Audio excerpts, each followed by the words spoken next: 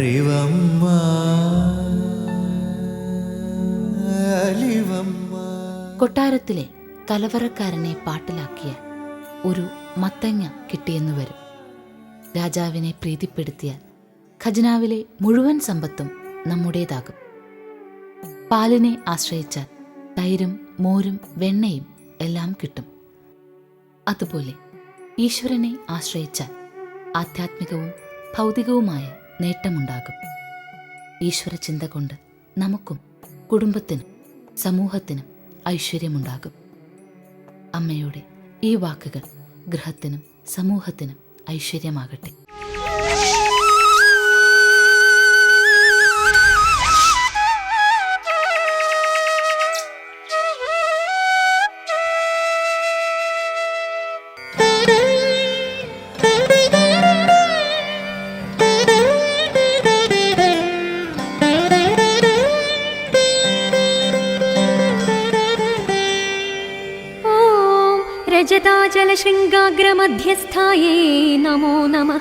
പത്തനംതിട്ട ജില്ലയിലെ തിരുവല്ല താലൂക്കിനടുത്തുള്ള വള്ളംകുളത്ത് സ്ഥിതി ചെയ്യുന്ന പുരാതനവും പ്രശസ്തവുമായ നന്നൂർ ദേവീക്ഷേത്ര തിരുസന്നിധിയിലേക്കാണ്.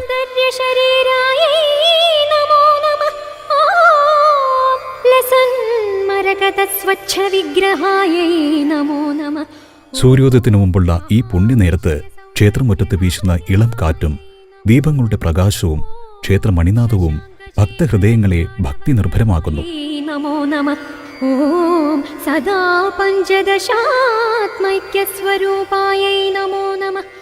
നിർമ്മാല്യ ദർശനം എന്നത് രാത്രിയിൽ ദേവിക്ക് സമർപ്പിച്ചിരിക്കുന്ന പൂക്കളും അലങ്കാരങ്ങളും മാറ്റുന്നതിന് മുമ്പ് ലഭിക്കുന്ന വിശിഷ്ട ദർശനമാണ്. നന്നൂർ എന്ന പേരിന് പിന്നിൽ മനോഹരമായൊരു അർത്ഥമുണ്ട്. നല്ല ഊര് അഥവാ നല്ല സ്ഥലം എന്ന മലയാള വാക്കുകളിൽ നിന്നാണ് നന്നൂർ എന്ന പേര് രൂപപ്പെട്ടതെന്നാണ് പ്രാദേശിക വിശ്വാസം.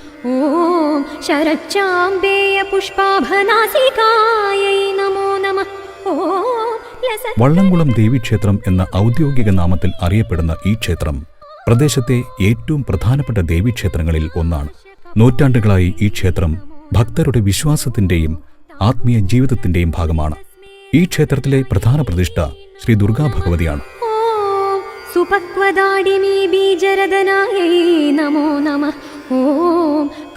അസുരനിഗ്രഹണിയും ഭക്തപരിപാലിനിയുമായ മഹാദേവിയുടെ ശക്തി സ്വരൂപമാണ് ഇവിടെ ആരാധിക്കപ്പെടുന്നത്. ശത്രുദോഷം, ദൃഷ്ടിദോഷം, കുടുംബ പ്രശ്നങ്ങൾ എന്നിവയിൽ നിന്ന് സംരക്ഷണം ലഭിക്കുവാൻ നിരവധി ഭക്തർ ഇവിടെ വഴിപാടുകൾ നടത്തുന്നു. വിശേഷ ദിവസങ്ങളിൽ നൂറുകണക്കിന് ഭക്തരാണ് അമ്മയുടെ അനുഗ്രഹം തേടിയെത്തുന്നത്.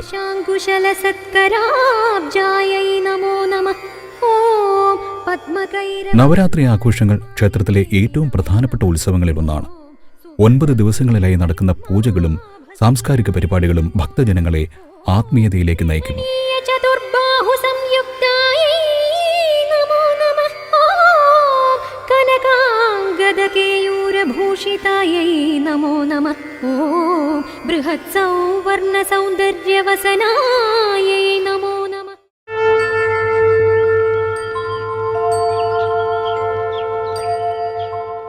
അത്യന്തരഹസ്യമായ, പൊതുവായി പറയാൻ സാധിക്കാത്ത വിഷയങ്ങളെയും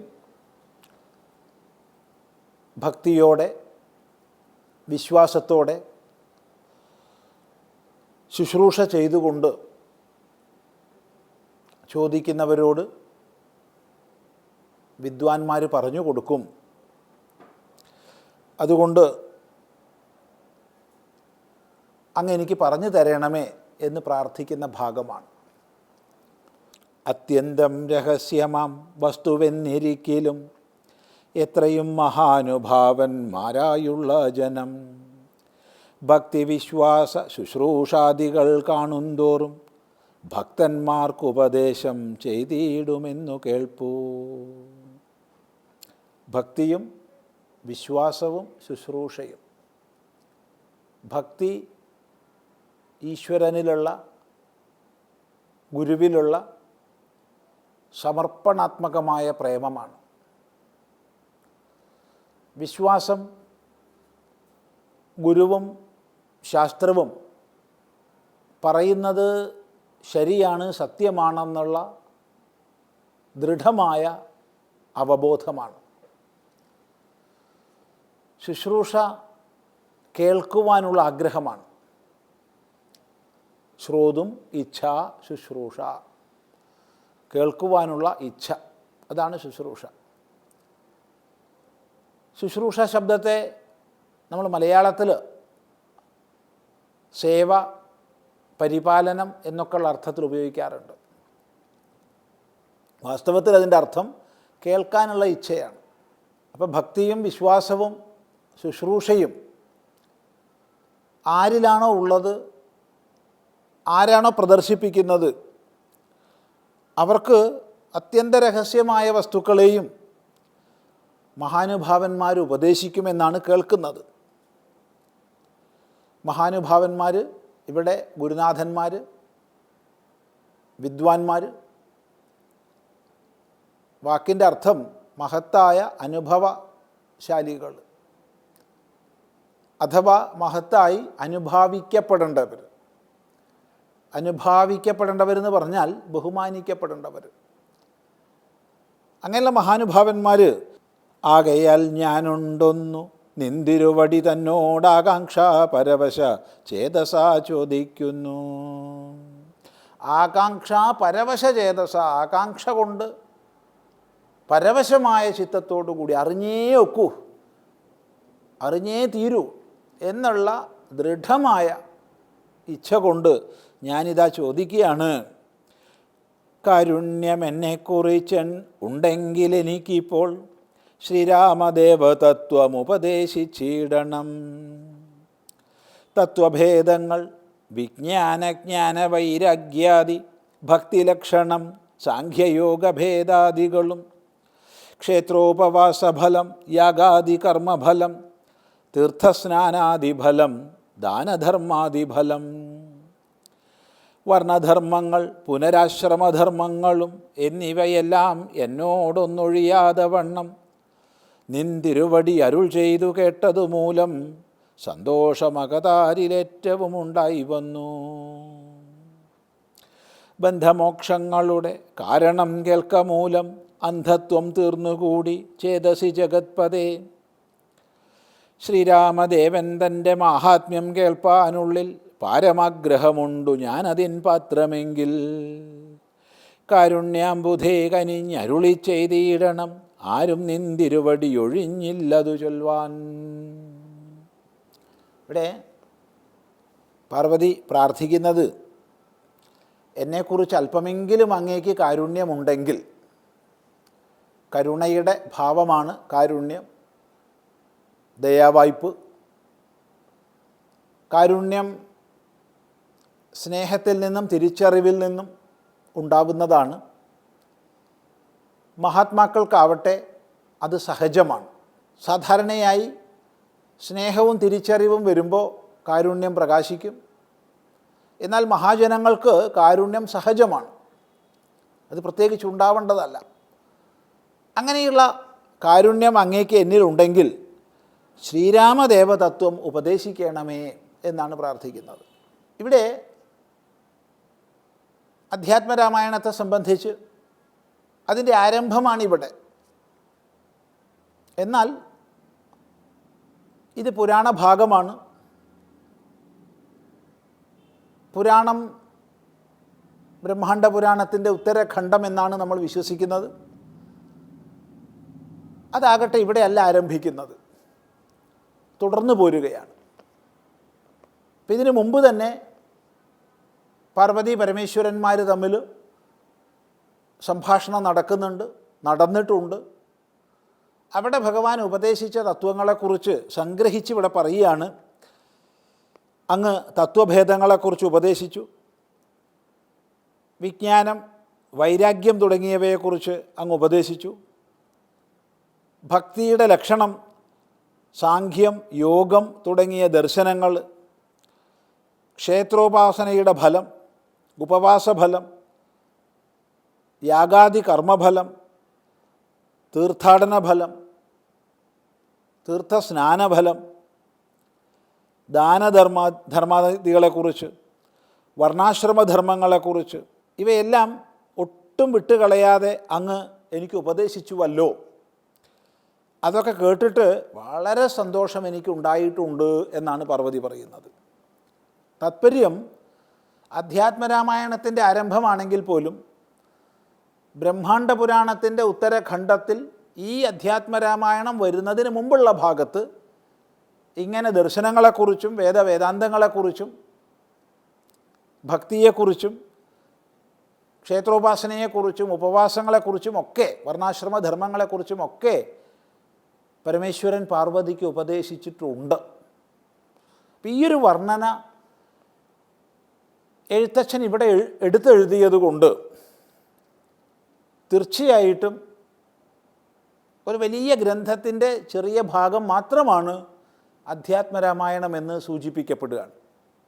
അത് പരമ്പരാഗതമായി നമ്മൾ വിശ്വസിച്ച് പോരുന്ന പുരാണ അന്തർഗതമാണ് രാമായണം എന്നുള്ള ആ ഒരു ആശയത്തിന് ഊന്നൽ കൊടുക്കുന്നതാണ്, സമർത്ഥിക്കുന്നതാണ്. അല്ലായിരുന്നെങ്കിൽ ഇതൊക്കെ ഉള്ളടക്കിക്കൊണ്ട് രാമതത്വം എനിക്ക് പറഞ്ഞു തരണമെന്നായിരുന്നു പാർവതീദേവി പ്രാർത്ഥിക്കേണ്ടിയിരുന്നത്. എന്നാൽ ഇപ്രകാരമുള്ള തത്വങ്ങളൊക്കെ അങ്ങ് ഉപദേശിച്ചത് കൊണ്ട് എനിക്ക് വളരെ സന്തോഷമായിരിക്കുന്നു എന്ന് പറയുമ്പോൾ അത് ഉപദേശിക്കപ്പെട്ടു കഴിഞ്ഞു. ആ ഭാഗം നമ്മൾ പഠിക്കുന്നില്ലെങ്കിലും അതുകൊണ്ട് പുരാണാന്തർഗതമാണ് ഈ രാമായണം എന്നുള്ളത് ദൃഢമായി ഉറപ്പിക്കപ്പെടുകയാണ്. ഇതൊക്കെ കേട്ട് എനിക്ക് വളരെ സന്തോഷമുണ്ടായി. അതുകൊണ്ട് മാത്രവുമല്ല, ബന്ധമോക്ഷങ്ങളെക്കുറിച്ച് അങ്ങ് ഉപദേശിച്ചത് കൊണ്ട് എൻ്റെ അജ്ഞാനവും പോയിരിക്കുകയാണ്. ഇനിയിപ്പോൾ ശ്രീരാമദേവൻ്റെ ചരിത്രം അങ്ങയിൽ നിന്ന് വിശദമായി കേൾക്കുവാൻ ഞാൻ ആഗ്രഹിക്കുന്നു. ഇതാണ് പാർവതി പ്രാർത്ഥിക്കുന്നത്. അപ്പോൾ ഇതിനു മുമ്പ് മൊത്തം ദർശനങ്ങളെക്കുറിച്ചും ധർമാചാര നിഷ്ഠയെക്കുറിച്ചും ഉപദേശിച്ചു കഴിഞ്ഞു. ഉപവാസ ഉപാസനകളുടെ ഒക്കെ ഫലം പറഞ്ഞു. ഇനി അതൊക്കെ കേട്ട് സന്തുഷ്ടയായ എനിക്ക് രാമതത്വം കേൾക്കാൻ ആഗ്രഹമുണ്ട്. അതുകൊണ്ട് ശ്രീരാമദേവൻ്റെ തത്വവും ചരിതവും വിസ്തരിച്ച് പറയണമേ എന്ന് പ്രാർത്ഥിക്കുകയാണ് പാർവതി. ഈ പ്രാർത്ഥനയ്ക്ക് മറുപടിയായിട്ടാണ് പരമേശ്വരൻ രാമായണ ഉപദേശം ചെയ്യുന്നത്.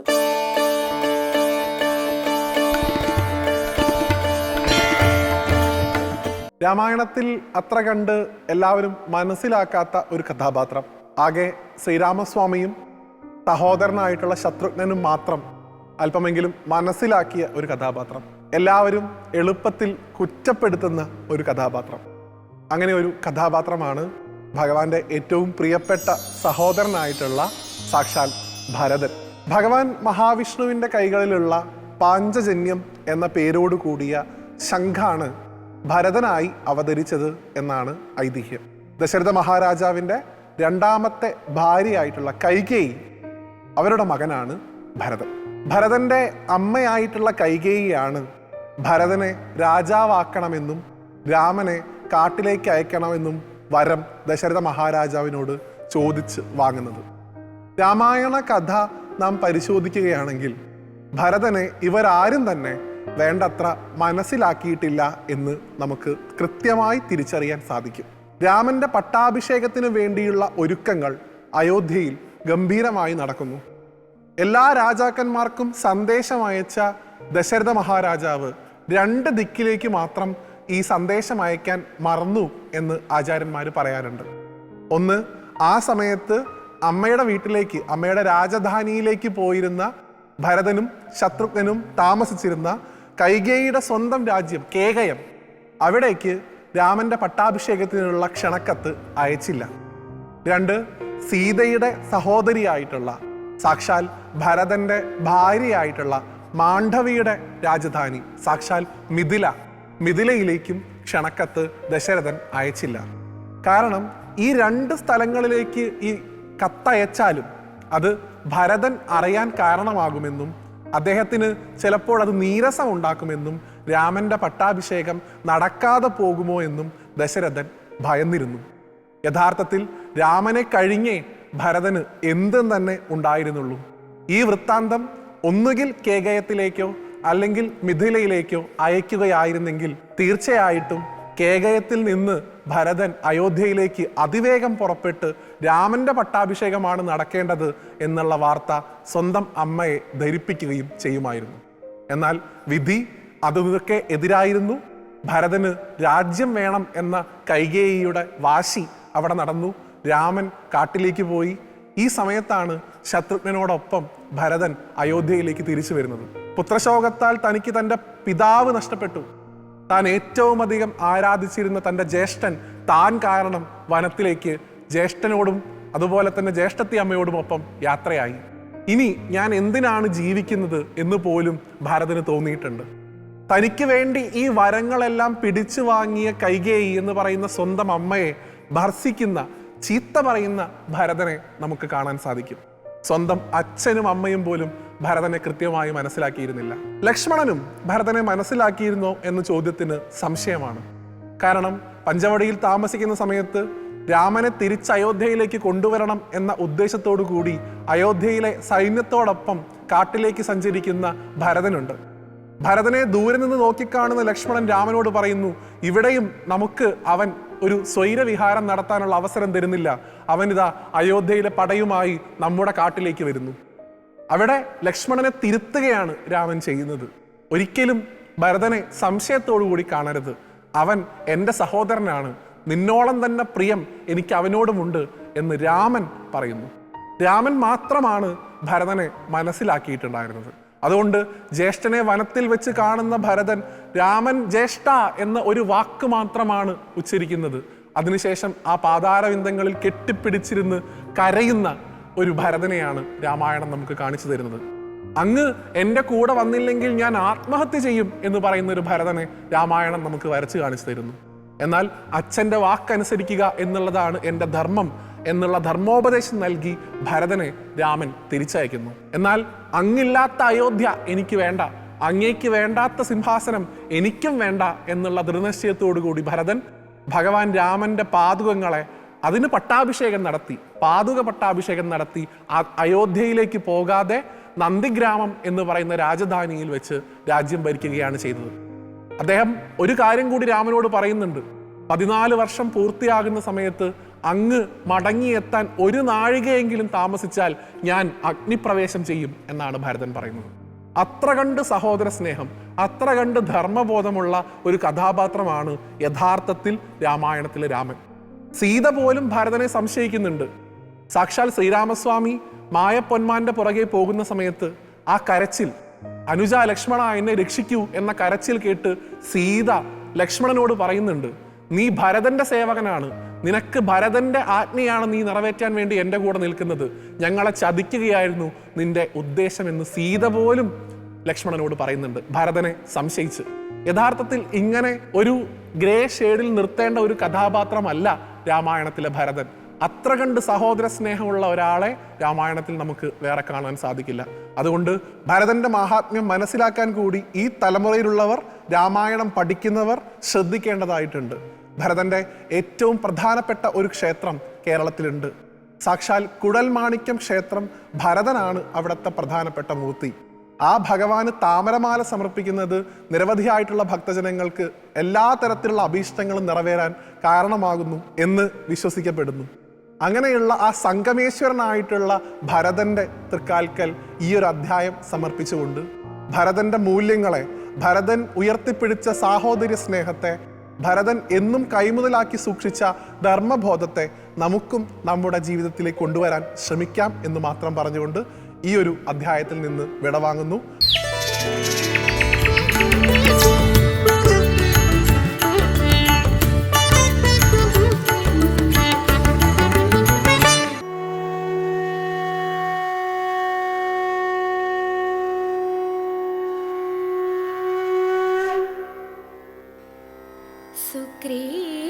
സുഗ്രീവനാകിയ വാനരേന്ദ്രൻ പർവ്വതാഗ്രേ വസിക്കുന്നിതത്ര രഘുപതേ. മന്ത്രികളായി ഞങ്ങൾ 4 പേരുണ്ടല്ലോ, സന്തതം കൂടെ പിരിയാതെ വാഴുന്നു.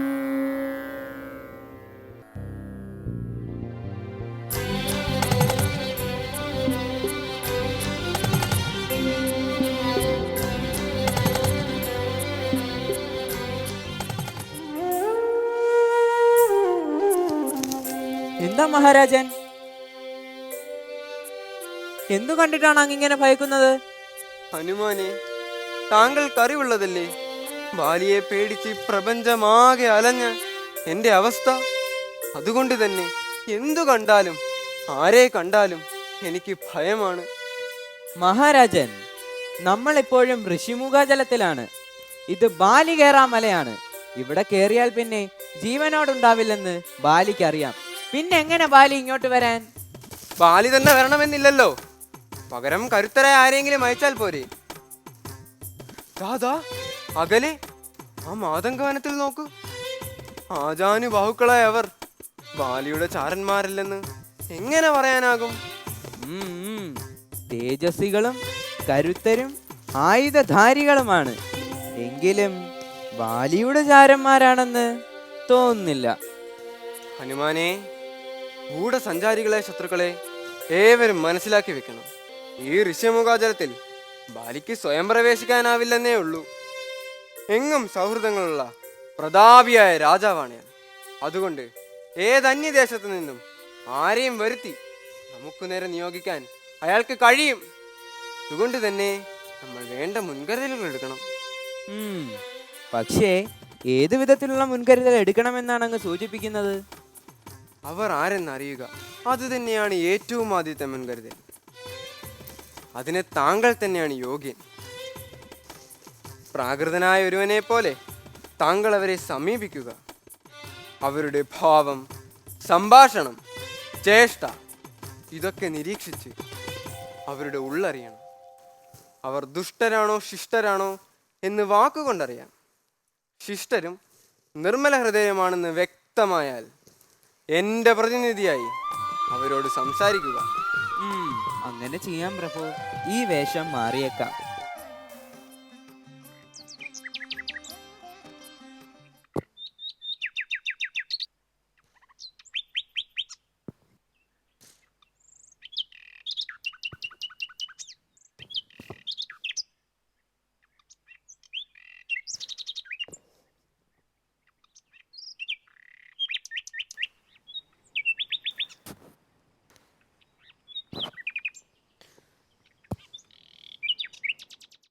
പ്രണാമം. പ്രണാമം. സിംഹത്തിന്റെ നോട്ടം, മഴവില്ല് തൊഴുന്ന ചാപം, അതുല്യമായ അഴക്. പുരുഷോത്തമന്മാരായ ഭവാന്മാരുടെ അഴക് കൊണ്ട് ഈ മാമല തന്നെ തിളങ്ങുന്നു. ആഭരണങ്ങൾ അണിയേണ്ട ഉടലിൽ മരവുരിയും ചാർത്തി ഈ വനഭൂമിയിൽ എന്തിനാണിങ്ങനെ അലയുന്നത്? ആദ്യം താങ്കൾ തന്നെ പറയൂ. പ്രാകൃതവേഷനെങ്കിലും ഭാഷാശുദ്ധിയിൽ ഒരു കുറവുമില്ലാത്ത താങ്കൾ ആരാണ്? നിങ്ങൾ അധർമ്മികളല്ലെന്ന് കാഴ്ചയിലും വാക്കിലും തെളിയുന്നുണ്ട്. അതുകൊണ്ട് ഞാൻ കാര്യങ്ങൾ വ്യക്തമാക്കാം. ഞാൻ ധർമാത്മാവായ വാനര രാജാവ് സുഗ്രീവന്റെ സജീവനാണ്. ഹനുമാൻ അദ്ദേഹം കൽപ്പിച്ചയച്ച ദൂതനാണ് ഞാൻ. അദ്ദേഹത്തെ അന്വേഷിച്ചു തന്നെയാണ് ഞങ്ങൾ വരുന്നത്. ഇവിടെ ഇപ്പോൾ സുഗ്രീവന്റെ പ്രതിനിധിയായി വന്ന് അങ്ങ് പറയുന്ന കാര്യങ്ങളിൽ ഞങ്ങൾക്ക് വിശ്വാസമാണ്. സുഗ്രീവനുമായി സഖ്യം ചെയ്യാൻ ഞങ്ങൾ ആഗ്രഹിക്കുന്നു. ഭാര്യാവിരഹിതനായ എൻ്റെ ജ്യേഷ്ഠന് സീതാന്വേഷണത്തിനായി അദ്ദേഹത്തിൻ്റെ സഹായം ആവശ്യമുണ്ട്. എന്തിനേയും ജയിക്കാൻ പോന്ന മഹാധീരന്മാരാണ് നിങ്ങൾ. രാജ്യവും ഭാര്യയും നഷ്ടപ്പെട്ട് അശരണനായി കഴിയുന്നവനെങ്കിലും സുഗ്രീവ മഹാരാജാവിന് നിങ്ങളെ സഹായിക്കാൻ സാധിക്കും തന്നെ ഞാൻ കരുതുന്നു. വന്നാലും നമുക്ക് അങ്ങോട്ട് പോകാം. എൻ്റെ ചുമലിലിരിക്കൂ, ഞാൻ നിങ്ങളെ ഋഷ്യമുഖാചലത്തിലെത്തിക്കാം.